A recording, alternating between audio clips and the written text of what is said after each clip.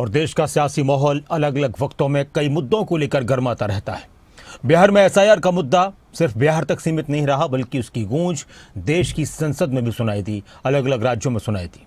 और उसके बाद जो आरोप कांग्रेस की तरफ से वोटर लिस्ट को लेकर लगाए गए, चुनाव आयोग पर गंभीर आरोप लगाए गए, वोटर लिस्ट में गड़बड़ियों के आरोप लगाए गए, उससे एक बार फिर से देश में एक अलग तरह की बयानबाजी शुरू हो चुकी है। सियासी घमासान लगातार बढ़ता जा रहा है और वोट पर सबकी नजरें। सभी राजनीतिक पार्टियां वोट हासिल करने के लिए जनता के दिलों तक पहुंचने की कोशिश करती हैं, बड़ी बड़ी बातें करती हैं, लेकिन उसी वोट पर सियासत गरमाई हुई है। ये रिपोर्ट देखिए। बिहार के लोगों को आरजेडी और उनके साथी सिर्फ अपना वोट बैंक मानते हैं। नरेंद्र मोदी, बीजेपी और इलेक्शन कमीशन मिलकर वोट चोरी कर रहे हैं। उसके पहले की जो सरकार थी उसका कोई काम नहीं था। आपको ओरिजिनल सीएम चाहिए कि डुप्लीकेट सीएम चाहिए? बिहार विधानसभा चुनाव करीब आते ही बिहार राज्य एक एक्सपेरिमेंटल स्टेट बन गया है। पीएम मोदी लगातार रैलियों के माध्यम से विपक्ष पर जुबानी हमला कर रहे हैं और अपनी पार्टी की जीत सुनिश्चित करने की कोशिश में भी जुटे हैं। और वहीं राहुल गांधी वोटर अधिकार यात्रा निकालकर सत्ता पक्ष पर वोट चोरी के गंभीर आरोप लगा रहे हैं। दोनों दल अपनी अपनी रणनीतियों के तहत बिहार की बिसात पर मोहरे सेट कर चुके हैं। बीजेपी घुसपैठिए वोटर और मत सुरक्षा को लेकर माहौल बना रही है, जबकि कांग्रेस वोट चोरी को चुनावी मुद्दा बना रही है। राजनीतिक मुकाबला अब सीधे जनता और चुनावी अधिकारों पर केंद्रित हो गया है। बिहार की धरती पर सियासी जोर, वोटर लिस्ट पर गूंज रहा है शोर, जनता के दिल में जगह बनाने की जंग है पुरजोर। प्रधानमंत्री नरेंद्र मोदी की बिहार यात्रा के दौरान खूब राजनीतिक घमासान हुआ। पीएम मोदी ने विपक्ष पर करप्शन और घुसपैठियों का सपोर्ट करने का आरोप मढ़ दिया और वहीं कांग्रेस ने वोटर लिस्ट से नाम हटाने के खिलाफ वोटर अधिकार यात्रा ही निकाल दी। प्रधानमंत्री नरेंद्र मोदी की बिहार यात्रा के दौरान राजनीतिक घमासान देखने को खूब मिला है। पीएम मोदी ने विपक्ष पर भ्रष्टाचार के जो आरोप लगाए, उसके बाद ये राजनीतिक जंग और भी ज्यादा तेज हो गई।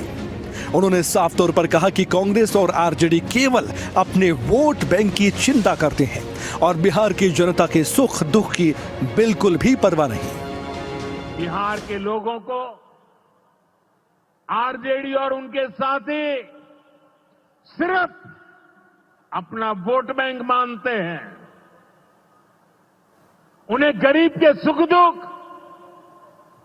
गरीब के मान सम्मान से कोई मतलब नहीं है। आपको याद होगा, कांग्रेस के एक मुख्यमंत्री ने मंच से कह दिया था कि अपने राज्य में बिहार के लोगों को घुसने नहीं देंगे। बिहार के लोगों से कांग्रेस की इतनी नफरत, बिहार के लोगों के प्रति इतनी घृणा, और कोई भूल नहीं सकता। वहीं विपक्ष के नेता राहुल गांधी की बात सुने तो उनका कहना था कि वोट चोरी हो रही है, संविधान पर हमला किया जा रहा है। उन्होंने चेताया कि प्रधानमंत्री मोदी और अडानी मिलकर जनता की आवाज को दबा रहे हैं, लेकिन कोई भी ताकत संविधान को छू नहीं पाएगी। पिछला जो चुनाव था, जो हमारा गठबंधन हारा था, वो चुनाव भी इन लोगों ने चोरी किया होगा।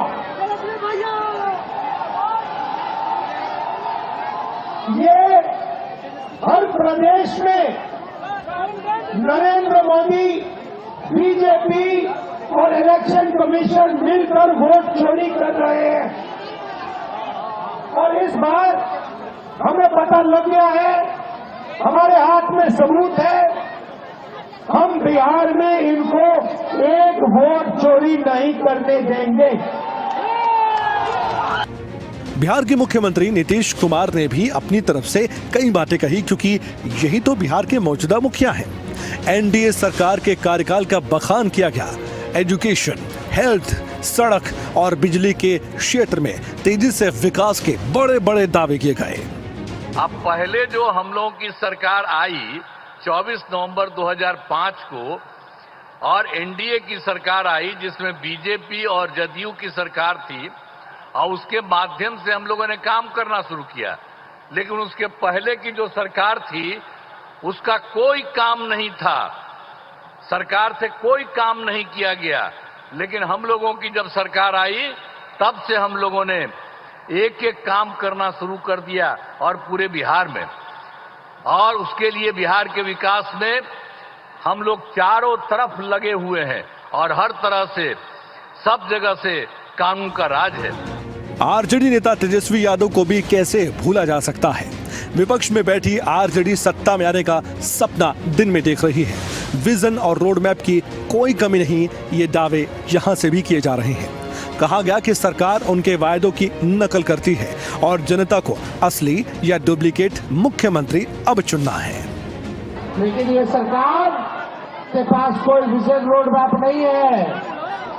तेजस्वी जो कह रहा है वही ये सरकार कर रही है।